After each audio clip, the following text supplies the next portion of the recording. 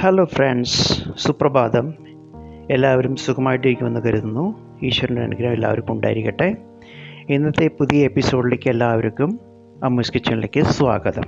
ഇന്നത്തെ recipe cabbage കൊണ്ട് വളരെ സിമ്പിളായിട്ട് ഉണ്ടാക്കാവുന്ന ഒരു ഡ്രൈ റെസിപ്പാണ്.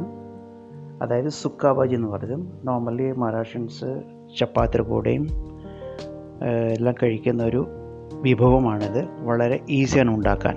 സോ അതിന് വേണ്ട ഇൻഗ്രീഡിയൻസ് എന്തെല്ലാം വേണം നമുക്ക് ചെക്ക് ചെയ്യാം.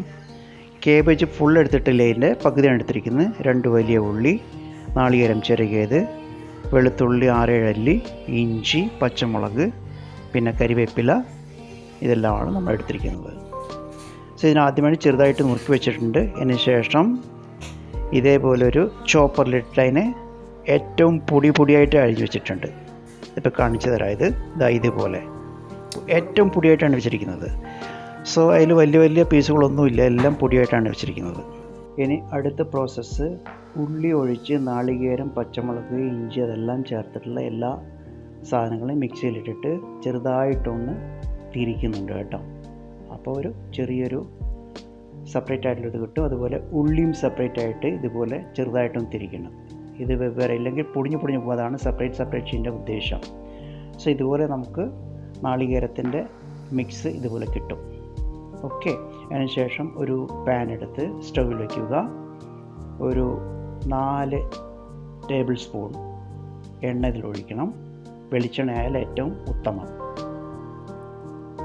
ഇനി ഈ പാത്രത്തിലേക്ക് ഒരു 5 ടേബിൾ സ്പൂൺ വെളിച്ചെണ്ണയാണ് ഒഴിച്ചിരിക്കുന്നത്. സാധാരണ കുക്കിംഗ് ഓയിലും ഉപയോഗിക്കാം, കുഴപ്പമില്ല. പക്ഷെ നമ്മുടെ മലയാളി സ്റ്റൈലിൽ ഉണ്ടാക്കുന്നതുകൊണ്ട് നമ്മൾ അത് കടുക് 1.5 ടീസ്പൂൺ ഇട്ടിട്ടുണ്ട്. അത് നന്നായിട്ട് പൊട്ടിക്കതിന് ശേഷം അതിൻ്റെ കൂടെ ജീരകവും ഇടുക. കുറച്ച് ജീരകം ഇട്ടിട്ടുണ്ടെങ്കിൽ നല്ല ഫ്ലേവറായിരിക്കും അത്. ഇനി ഇതിലേക്ക് നമുക്ക് 2 ടേബിൾ സ്പൂൺ ഉഴുന്നും കൂടെ ചേർക്കാം. ഉഴുന്നും പരിപ്പ്, തൊലിയില്ലാത്തതാണ് കേട്ടോ. ഉഴുന്നും പരിപ്പ് ചേർക്കാം. അതിനുശേഷം 4 ടീസ്പൂൺ കടലപ്പരിപ്പ്, അതും കൂടെ ചേർക്കാം. ഇതെല്ലാം ചേർക്കുമ്പോൾ ടേസ്റ്റ് നന്നായിട്ട് ഉണ്ടാവും. ഇത് നന്നായിട്ട് ഇളക്കിക്കൊണ്ടിരിക്കണം. ലോ ഫ്ലെയിമിൽ വെച്ചാൽ മതി. അതിനുശേഷം നമ്മൾ ആദ്യമേ തയ്യാറാക്കി വെച്ചിരുന്ന ഉള്ളി, അതുപോലെ നാളികേരം, പച്ചമുളക്, ഇഞ്ചിയെല്ലാം ചേർത്തുള്ള മിശ്രിതമുണ്ട്. അത് ഇതിലേക്ക് ഇട്ടിട്ട് എല്ലാം കൂടെ ചേർത്തിട്ട് ഒന്നിച്ചിട്ട് വഴറ്റുക.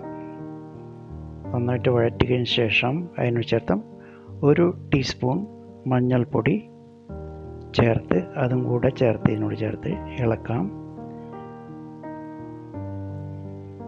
ചെറിയ ലോ ഫ്ലെയിമിൽ വെച്ചാൽ മതി. ആവശ്യത്തിന് ടേസ്റ്റ് അനുസരിച്ച് ഉപ്പ് അതിലേക്ക് ഇടുക. വീണ്ടും ഇളക്കി അതിന് ചോപ്പർ മുഖാന്തരം നമ്മൾ ചെയ്ത് വെച്ചിരുന്ന കാബേജ് പൊടി അരിഞ്ഞത് അത് നമുക്ക് ഈ മിശ്രിതത്തിലേക്ക് ചേർക്കാം. എല്ലാം ചേർത്ത് നന്നായിട്ട് ഇളക്കി മസാലയും ഈ കാബേജും ഒന്നിച്ചിട്ട് നന്നായിട്ട് പിടിപ്പിക്കുക. ചെറുതായിട്ട് ഇളക്കി കൊടുക്കുക. എല്ലാം കൂടെ മസാലയും കാബേജും എല്ലാം കൂടെ നന്നായിട്ട് മിക്സ് ആയിട്ടുണ്ട്. നല്ല കളറും വന്നിട്ടുണ്ട്.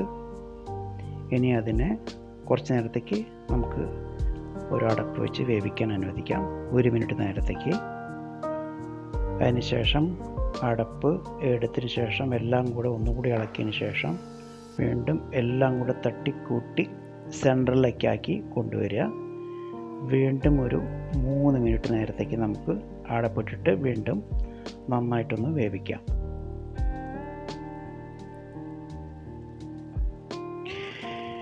ഇപ്പം നമ്മുടെ കാബേജ് നന്നായിട്ട് വെന്തിട്ടുണ്ട്. സുക്ക ഭാജി എന്നതിനെയാണ് പറയുന്നത്. കാണാൻ നല്ല ചന്തമുണ്ട്, അതുപോലെ കഴിക്കാനും നല്ല ടേസ്റ്റ് ആയിരിക്കും. അതുപോലെ ഈ റെസിപ്പി എല്ലാവരും ഉണ്ടാക്കി നോക്കണം.